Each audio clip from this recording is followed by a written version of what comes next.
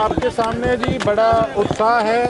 12-13 दिन कांग्रेस पार्टी ने मुझे जो कहा गया था कि आपने जब तक आपकी टिकट अनाउंस नहीं होती आपने दिल्ली के अंदर ही रहना है, तो इस करके 12-13 दिन मैं यहाँ से एब्सेंट रहा।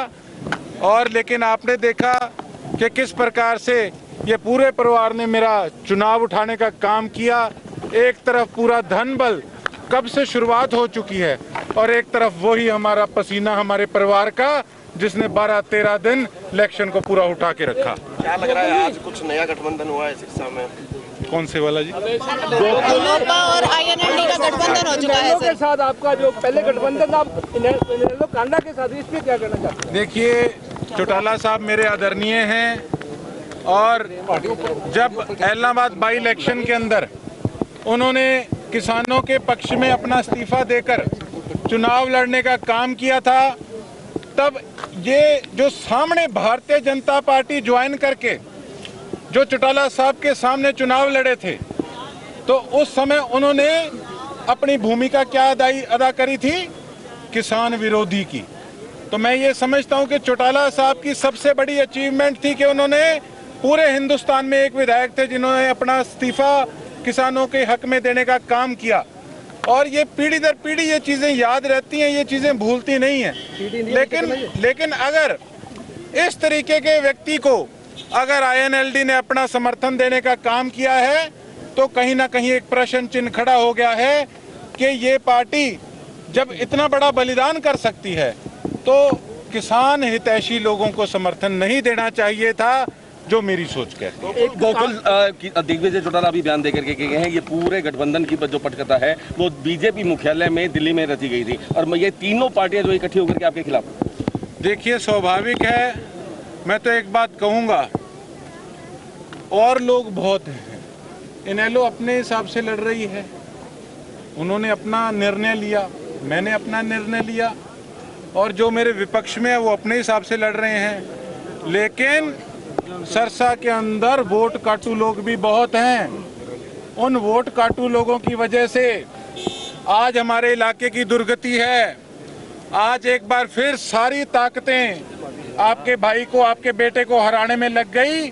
उसका सिर्फ एक ही कारण है, उनको पता है कि अगर ये व्यक्ति बन गया तो यहाँ पर धरातल पर बैठ के सरसा के लोगों के काम कराएगा। गोकुल जी, आपके फादर ने कल रात को एक बयान दिया था कि अगर आप जीतते हैं तो इसके बाद में CBI के अंदर भी एक जो है एप्लीकेशन डाली जाएगी, जितने पुराने काम हुए उनकी भी पूरी जांच होगी, नहीं अगर CBI से होता तो हाई कोर्ट में भी जाएंगे।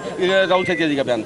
देखिए, ऐसा है, उन्होंने अपने हिसाब से जो बात कही बिल्कुल ठीक कही, लेकिन मैं एक चीज़ और जानता हूँ कि देखिए किस प्रकार से नगर परिषद के अंदर भ्रष्टाचार का बोलबाला था, कितने करोड़ों का ड्रेनेज सिस्टम का काम किया गया।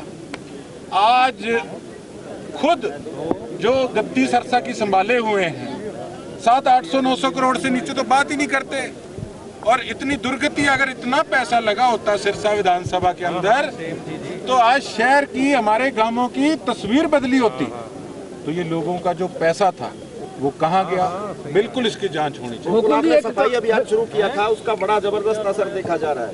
देखिए, ऐसा है, मैं एक बात जानता हूँ कि मैं क्षमा भी चाहता हूँ कि देखिए मुझे मौके पे दिल्ली जाना पड़ा और मैं भी मन में मेरे एक चीज़ थी कि यार इलेक्शन का टाइम चल रहा है और मैं 12 दिन वहाँ बैठा हूँ, तो इस करके मेरी तो पूरी मंशा थी कि मैं नॉमिनेशन तक सफाई अभियान को जारी रखूँ, एक एग्जाम्पल लोगों को बना के दिखाऊं कि सेवक सेवादार बोर्ड पे लिखाने से नहीं होता।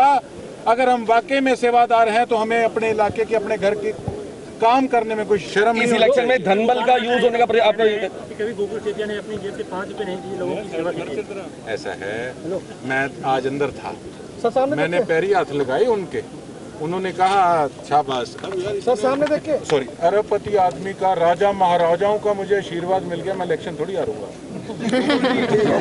इस इलेक्शन में गोकुल कांग्रेस की वो आपके साथ दिखाई, गोकुल जी सामने देख के मेहता ने थोड़ी बगावत भी दिखाई है। देखिए, ऐसा है, काफ़ी कैंडिडेट जो पैनल के अंदर जिन्होंने नाम भेजा था, इसमें कोई दोहराई नहीं है, वो अपने हिसाब से पार्टी के कर्मठ कार्यकर्ता काफ़ी लीडर थे। मेरी नई एंट्री हुई है, मुझे ऑफर आया कि आप आइए, और सबको बच्चे को पता है सरकार कांग्रेस की बन रही है, तो विपक्ष में बैठ के भी मैं क्या करता, मुझे कोई एमएलए केवल बन के शौक तो नहीं पूरा करना था।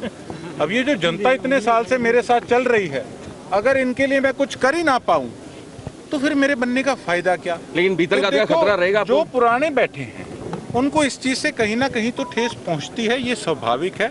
लेकिन मैं एक बात जानता हूं कि मैं अपनी तरफ से प्रयास करूंगा कि सबको साथ लेके चले, और जिसका जिस हिसाब का उनका औहदा है, जो उनका सिस्टम है, वो उस हिसाब से पार्टी उनको आगे रखे, और उनका अपना सिस्टम में रखना उनको चाहिए। भीतरघात का खतरा जो है सबसे बड़ा हो सकता है आपके सामने? देखिए, ये तो स्वाभाविक बातें हैं। मैं और लीडरों की तरह नहीं कहता नहीं सारा मामला ठीक है, बहुत कुछ होता है, सारा कुछ होगा भी। यहाँ धनबल का भी प्रयोग करने का पूरा यूज, क्योंकि ऐसी चर्चाएं जो हैं वो यहाँ तैर रही हैं हवा के अंदर कि गोकुल के नंबर अच्छे हैं, लेकिन धनबल का यूज करते हुए दूसरी पार्टी आगे। अगर धनबल यूज ना करें तो मेरे हिसाब से 300 से ऊपर नॉमिनेशन में आदमी नहीं आई उनके साथ, और बिलो 10,000 रह जाएंगे।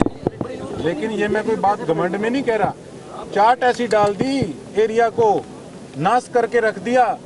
कहीं भी जाते हैं, मैं टिकट के चक्कर में 12 दिन बेशक दिल्ली बैठा था, हाईकमान ने रोका हुआ था, जो और इलाके के कैंडिडेट थे वो मेरे से चर्चा कर रहे थे, कहते आप कहाँ से भाई साहब, मैं कहा मैं सरसा से। जो जानते थे वो कहते भाई साहब आपके तो पैसा ही बहुत चलता है। ये छवि बना के रख दी हमारे इलाके के इन लोगों ने। गोकुल जी, आप सैलजा गुट में हो या हुड्डा गुट में? मैं तो पंजे के गुट में हो जी, सारा के साके हूँ मैं। मेरी नाकों बिको तो मैं न्यों आया हूँ, 4 दिन हुए।